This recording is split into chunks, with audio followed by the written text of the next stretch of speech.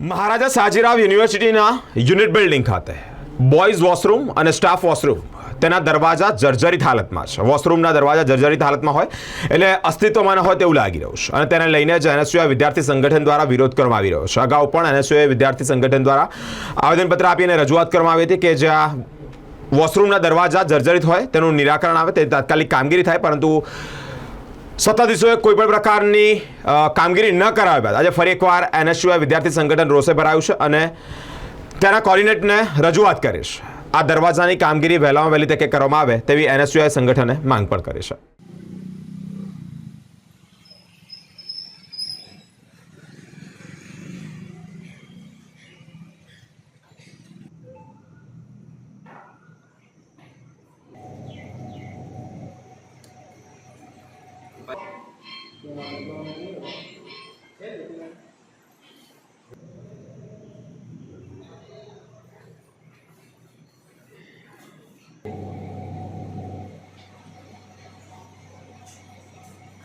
Unit બિલ્ડિંગમાં જ્યાં વિદ્યાર્થીઓનું વોશરૂમ હોય છે ત્યાં વોશરૂમ આગળ દરવાજો જ નથી. હવે વિદ્યાર્થીઓ વોશરૂમમાં આવે અહીંયા દરવાજો તો હોવો જોઈએ.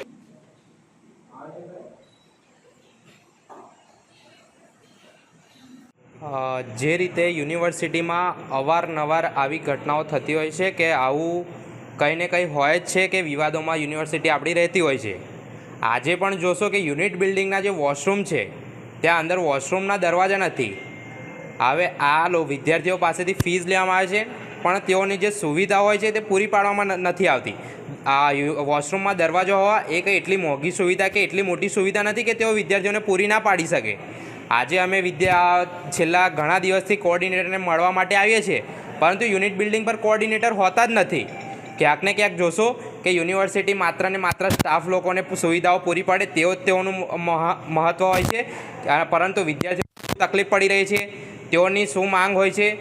જે રીતે બિલ્ડિંગ પર જે છે એક્ઝામમાં 2,000 થી 3,000 વિદ્યાર્થીઓ એક્ઝામ આપવા માટે આવતા હોય છે, પરંતુ ક્યાંક ને ક્યાંક જોશો કે આ વિદ્યાર્થીઓ વોશરૂમનો પણ ઉપયોગ કરતા હોય છે, પરંતુ વોશરૂમમાં દરવાજા જ નથી હોતા. તો વિદ્યાર્થીઓને ક્યાંક ને ક્યાંક આ વોશરૂમનો ઉપયોગ કરવો પણ અયોગ્ય લાગે. તો તેઓ વોશરૂમ જવું હોય, તેઓને કોઈને તકલીફ પડે તો તેઓ વોશરૂમ માટે ક્યાં જશે?